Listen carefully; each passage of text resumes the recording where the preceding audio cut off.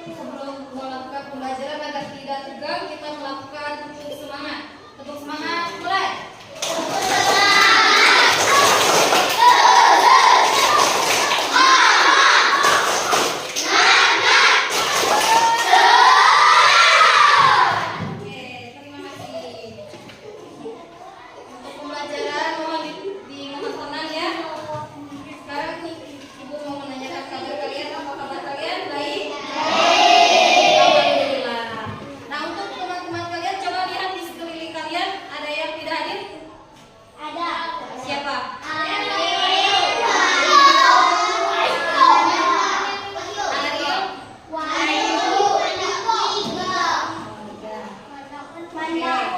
Yang lainnya alhamdulillah sehat-sehat semua, jadi bisa mengikuti pembelajaran hari ini. Nah, hari ini kita akan belajar mata pelajaran bahasa Indonesia. Nah, hari ini Ibu akan membacakan sebuah cerita. Cerita yang berjudul Ditukar Dengan Apa. Ibu akan membacakan ceritanya, tolong disimak dan dipahami. Tolong didengarkan baik-baik ya.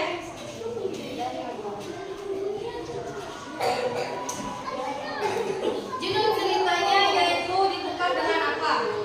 Seperti biasa, hewan-hewan di hutan Kelayau saling barter atau bertukar barang di pasar. Mereka menukarkan hasil kebun atau barang yang mereka punya dengan barang yang mereka inginkan. Kak Kancil membawa jagung dari kebunnya. Ia ingin menukar jagung itu dengan kangkung sebab ia ingin makan kangkung siang ini. Sementara itu, Kak Bebek baru saja memanen kangkungnya. Jumlahnya terlalu banyak untuk dimakan sendiri. Dan Kak Bebek membawa kangkung ke pasar dan berharap bisa menukarkan dengan padi atau jagung. Kak Kancil senang bertemu Bebek.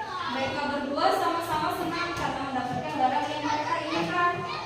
Coba kalian baca dulu ceritanya yang ada di meja kalian masing-masing, lalu jawab soal yang ada di buku.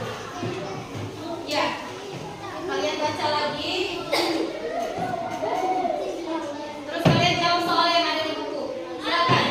Kalian diskusikan ya tentang kalian.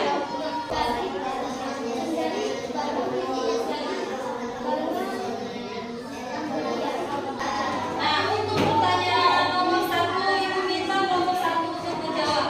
Silakan nomor 1 jawabannya.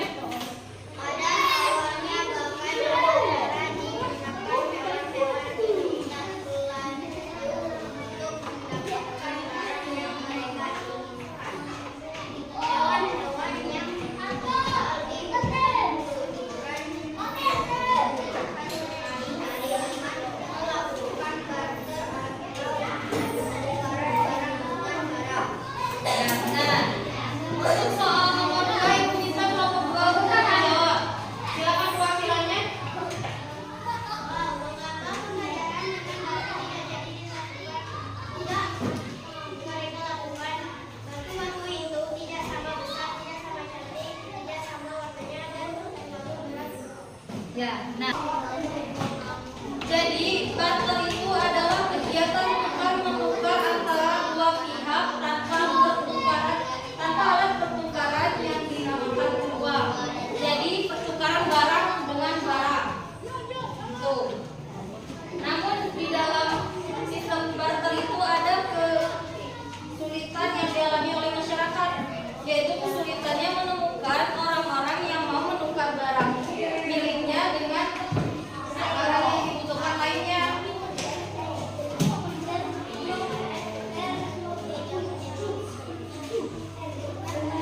Barter sendiri memiliki syarat agar terjadinya barter. Yang pertama itu orang yang diajak bertukar. Syarat yang pertama dalam pelaksanaan sistem barter adalah harus ada orang atau sekelompok orang yang mau diajak bertukar barang. 2, rasa saling membutuhkan. Ada orang yang diajak bertukar barang harus memiliki rasa kebutuhan akan barang yang akan ditukarkan tersebut. Oleh karena itu, orang tersebut harus memiliki rasa saling membutuhkan satu sama lain.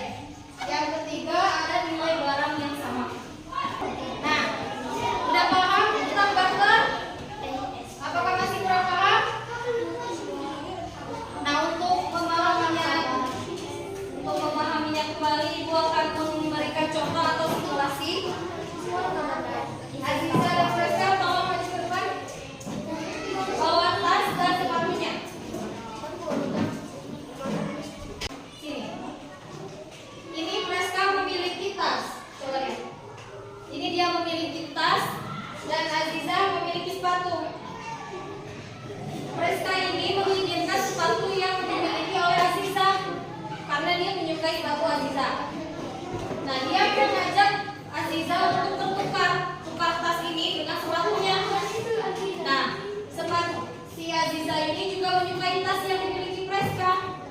Dia senang dengan tas Freska.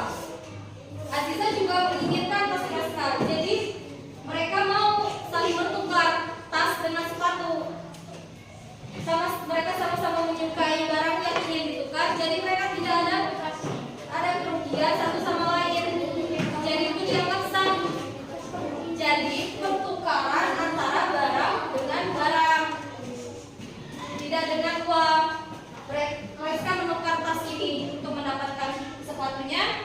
Si Aziza mendapatkan tas dengan menukar sepatunya. Dari cerita yang Ibu ceritakan dan kalian baca tadi, penulis memiliki tujuan dalam menulis cerita tersebut. Nah, tujuan orang-orang menulis cerita itu ada 4. Yang pertama itu memberikan informasi. Menulis bertujuan memberikan informasi tentang sesuatu, baik berupa fakta, peristiwa, pendapat, pandangan, dan data kepada pembaca, sehingga pembaca bisa mendapatkan wawasan dan pengetahuan baru dari tulisan tersebut. Yang kedua, membujuk. Menulis bertujuan membujuk para pembaca untuk menentukan sikap, mendukung dan menyetujui gagasan, ide atau pendapat yang dituangkan oleh penulis. Yang ketiga, mendidik.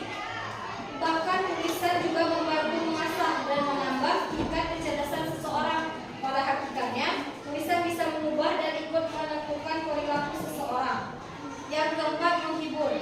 Menghibur adalah fungsi dan tujuan dalam komunikasi melalui tulisan. Karena ada beberapa karya tulis yang memang bertujuan untuk menghibur pembacanya, seperti cerpen, novel, atau cerita-cerita lucu lainnya. Zaman dahulu sebelum adanya uang itu menggunakan sistem barter, tukar menukar barang.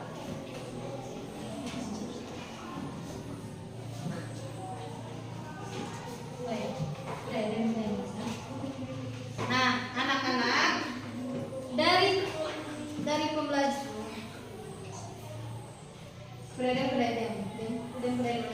perhatikan Ibu.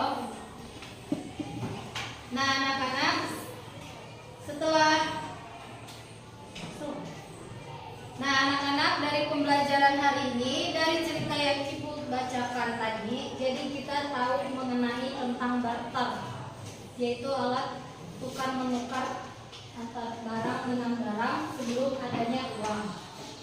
Dan kita tahu tujuan penulis dalam menceritakan cerita ini. Tujuannya apa dalam menceritakan cerita ini? Ada yang masih belum paham mengenai barter dan tujuan penulis dalam menulis cerita? Sudah paham?